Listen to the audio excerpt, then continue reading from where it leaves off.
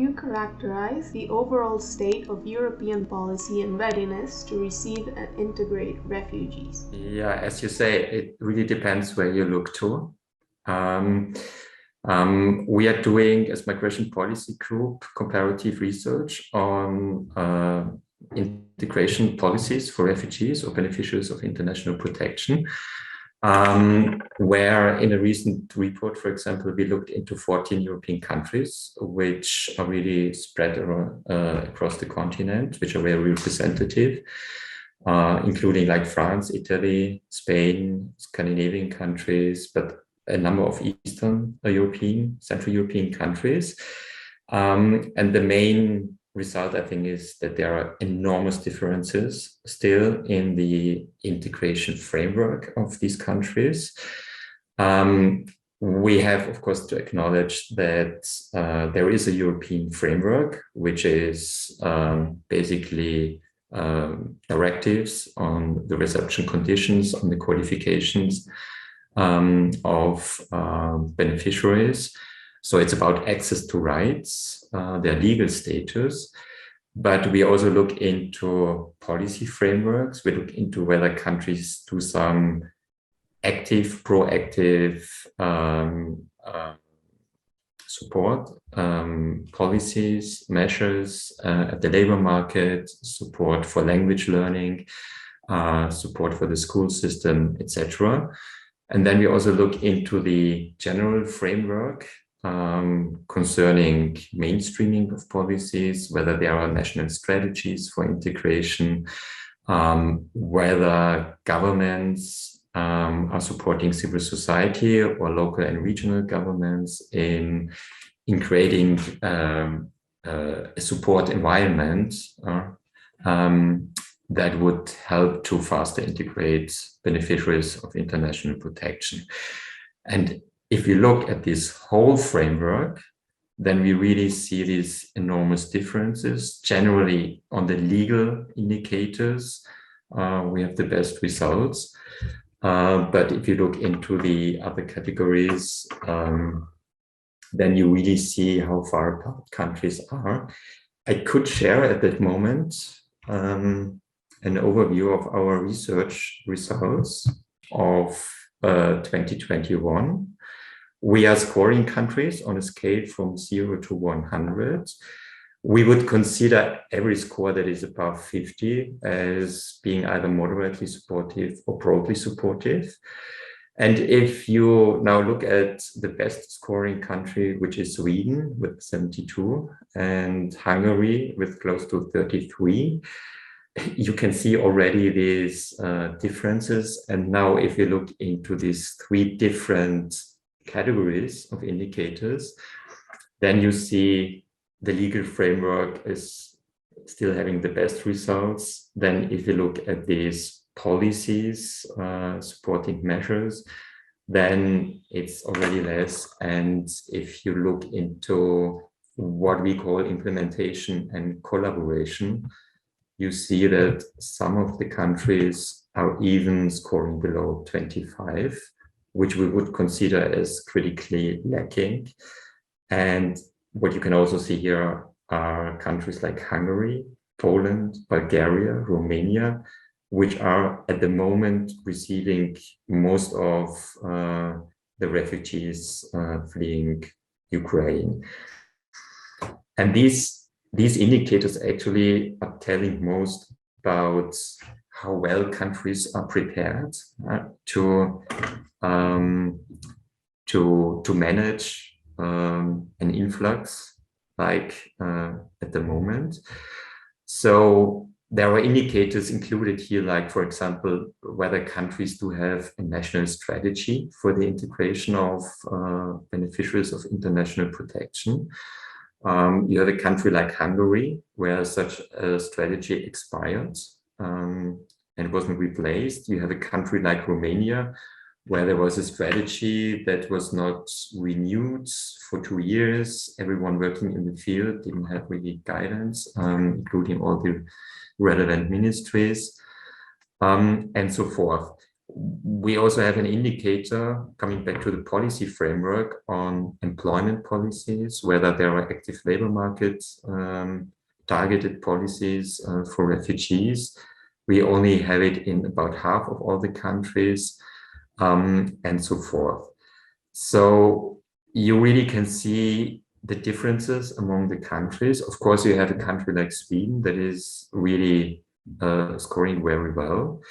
But the really big question now is, talking about the current situation, of course, is whether countries can adapt the existing framework to the new conditions. For example, in Poland, you see a discussion around, I mean, there's enormous efforts, which is bottom up, which is the municipalities, which is civil society. But then the government tends to speak about the refugees from Ukraine as a distinct group of other asylum seekers coming from Syria. You know about the situation at the Belarus border, many pushbacks. So that there are really discussions around, isn't there a double standard here now? And then you see other countries that are trying to open up the existing framework, because what we see here is, of course, not according or what we see right now. This is data from 21. It mostly refers to the situation for recognized refugees and beneficiaries of subsidiary protection. So I don't think that the legal framework here is telling anything about temporary protection here. But regarding the policy framework, it's the open question whether countries manage to scale up their existing policies, whether they want to open them up to the people fleeing from Ukraine, whether they can do it, whether, for example, in what concerns language courses, language learning, normally a benchmark would be that countries should have a sufficient level of language courses available for free without conditions attached for beneficiaries of international protection. Again, you have a country like Hungary where that doesn't exist. You have a country like Bulgaria where you don't find it.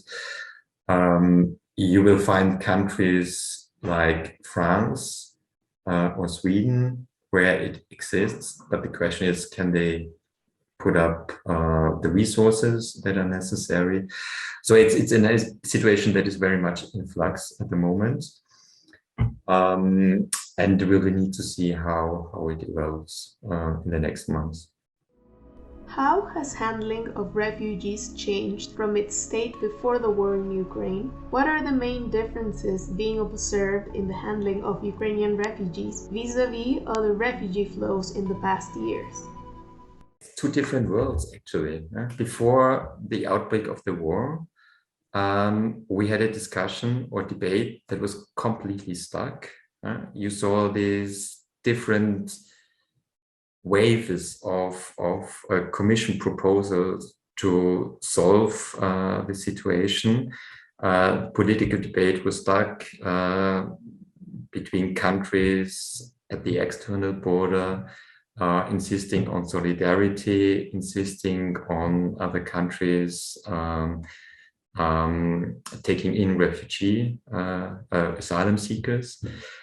Then you had these other countries that were insisting on the Schengen rules, that the border countries would be the first to be responsible for dealing with the applications. And then you had this group of mostly Central European countries that were insisting on staying out of it, basically pointing to the need to protect the borders, not wanting to take in asylum seekers according to a European scheme of redistribution.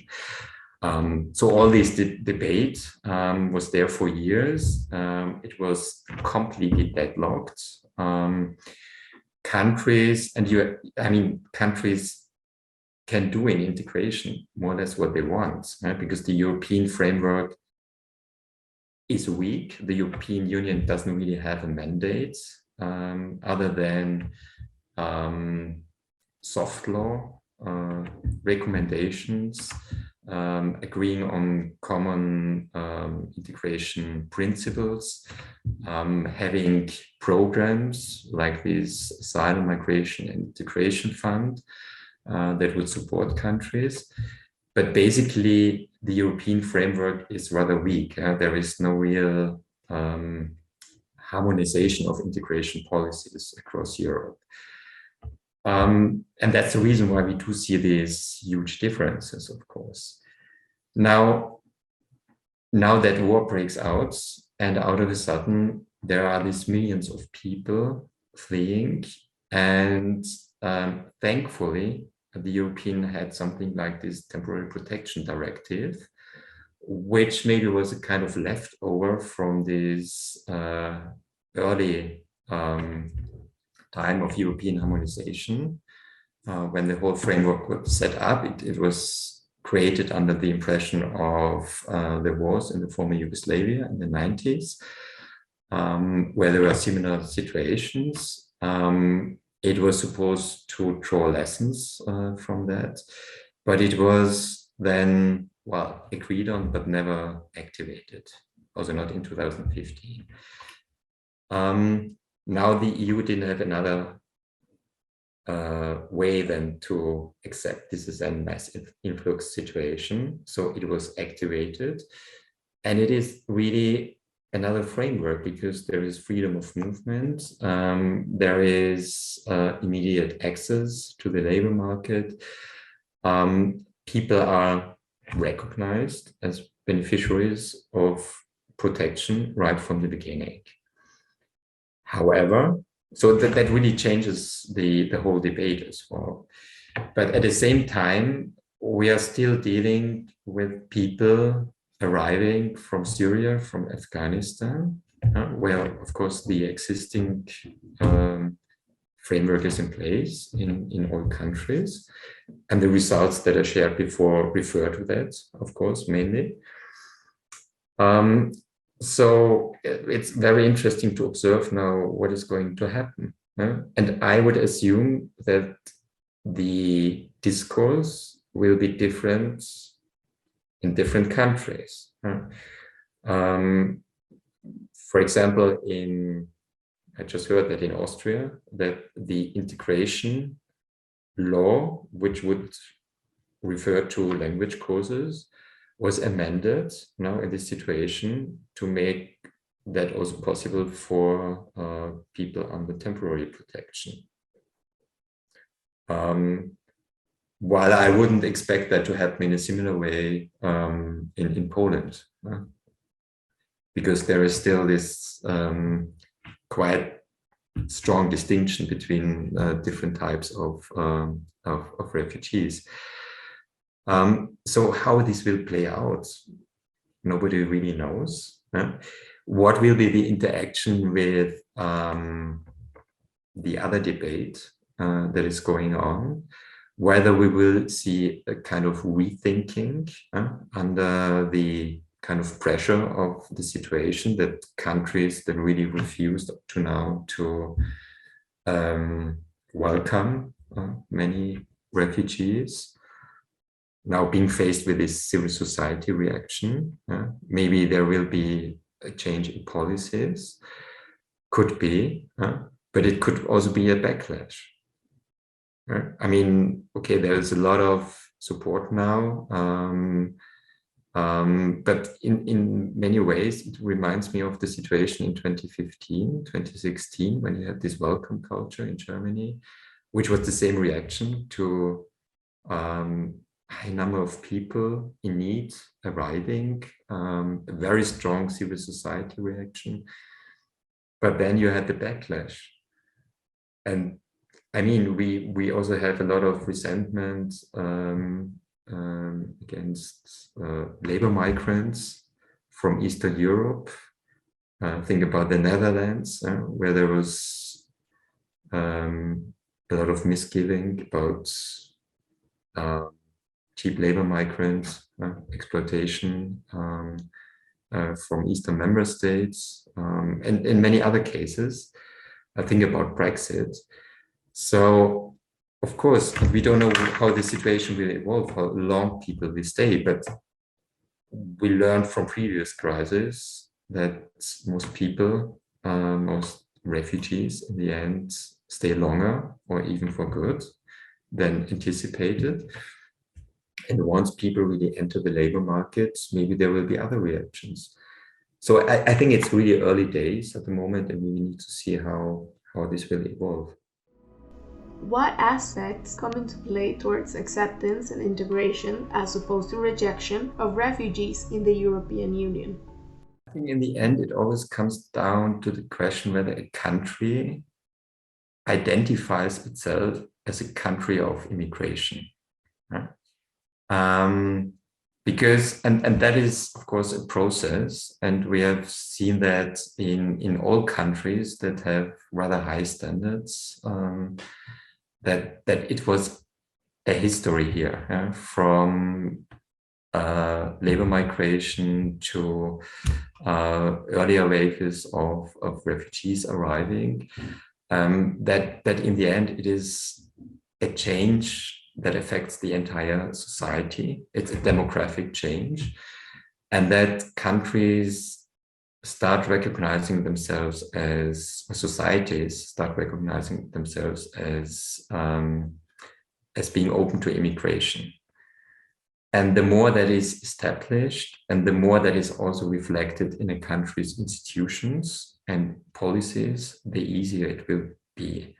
Because then what really becomes possible is an integration framework where you would have mainstreaming of integration across all policy areas, which would mean that, for example, the school system just changes its way of functioning to a situation where you have a constant influx of people who don't speak the country language, and you have to make provision for that. Same in the health system, same in the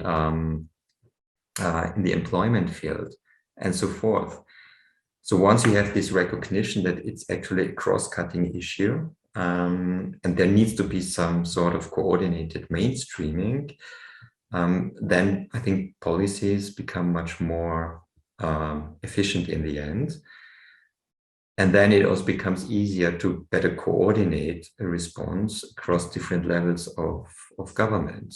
Because that's also true that in many countries that are seeing an inflow of refugees or labor migrants, it's the cities or municipalities that often have to deal with the situation in the first place.